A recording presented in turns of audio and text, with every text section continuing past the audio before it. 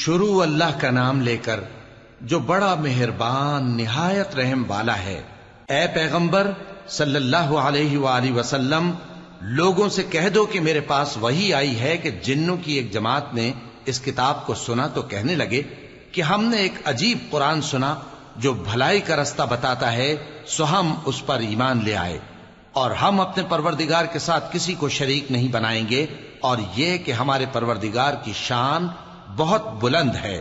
وہ نہ بیوی رکھتا ہے نہ اولاد، اور یہ کہ ہم میں سے کوئی بے وقوف اللہ کے بارے میں جھوٹ گھڑتا ہے، اور ہمارا یہ خیال تھا کہ انسان اور جن اللہ کی نسبت جھوٹ نہیں بولیں گے، اور یہ کہ بعض بنی آدم بعض جنات کی پناہ لیا کرتے تھے تو اس سے ان کی سرکشی اور بڑھ گئی تھی،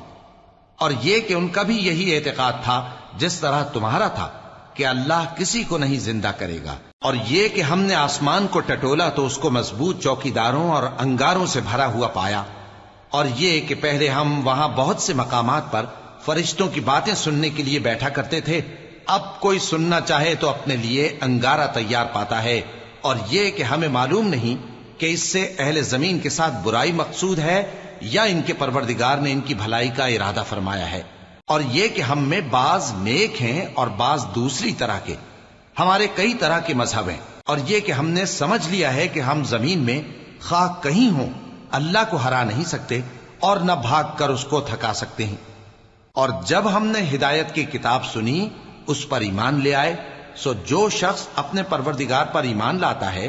تو اس کو نہ نقصان کا خوف ہے نہ کسی طرح کے ظلم کا، اور یہ کہ ہم میں بعض فرما بردار ہیں اور بعض نافرمان ہیں، تو جو فرما بردار ہوئے وہ سیدھے رستے پر چلے، اور جو نافرمان ہوئے وہ دوزخ کا ایندھن بنے۔ اور اے پیغمبر صلی اللہ علیہ وآلہ وسلم، یہ بھی ان سے کہہ دو کہ اگر یہ لوگ سیدھے رستے پر رہتے تو ہم ان کے پینے کو بہت سا پانی دیتے تاکہ اس سے ان کی آزمائش کریں، اور جو شخص اپنے پروردگار کی یاد سے منہ پھیرے گا وہ اس کو سخت عذاب میں داخل کرے گا، اور یہ کہ مسجدیں خاص اللہ کی ہیں تو اللہ کے ساتھ کسی اور کی عبادت نہ کرو، اور جب اللہ کے بندے یعنی یہ پیغمبر صلی اللہ علیہ وآلہ وسلم اس کی عبادت کو کھڑے ہوئے تو کافر ان کے گرد ہجوم کر لینے کو تھے۔ اے نبی صلی اللہ علیہ وآلہ وسلم، کہہ دو کہ میں تو اپنے پروردگار ہی کی عبادت کرتا ہوں اور کسی کو اس کا شریک نہیں بناتا، یہ بھی کہہ دو کہ میں تمہارے لیے نہ کسی نقصان کا اور نہ نفع کا کچھ اختیار رکھتا ہوں،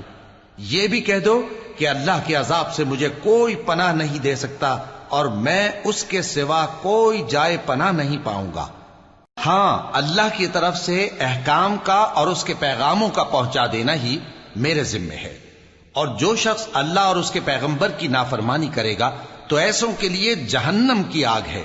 وہ ہمیشہ ہمیشہ اس میں رہیں گے، یہاں تک کہ جب یہ لوگ وہ دن دیکھ لیں گے جس کا ان سے وعدہ کیا جاتا ہے، تب ان کو معلوم ہو جائے گا کہ مددگار کس کے کمزور ہیں اور شمار کن کا تھوڑا ہے۔ کہہ دو کہ جس دن کا تم سے وعدہ کیا جاتا ہے میں نہیں جانتا کہ وہ عنقریب آنے والا ہے یا میرے پروردگار نے اس کی مدت دراز کر دی ہے، وہی غیب کا جاننے والا ہے، سو کسی پر اپنے غیب کو ظاہر نہیں کرتا، ہاں جس پیغمبر کو پسند فرمائے اور اس کو غیب کی باتیں بتا دے تو اس کے آگے اور پیچھے نگہبان مقرر کر دیتا ہے تاکہ معلوم فرمائے کہ انہوں نے اپنے پروردگار کے پیغام پہنچا دیے ہیں، اور یوں تو اس نے ان کی سب چیزوں کا ہر طرف سے احاطہ کر رکھا ہے اور ایک ایک چیز گن رکھی ہے۔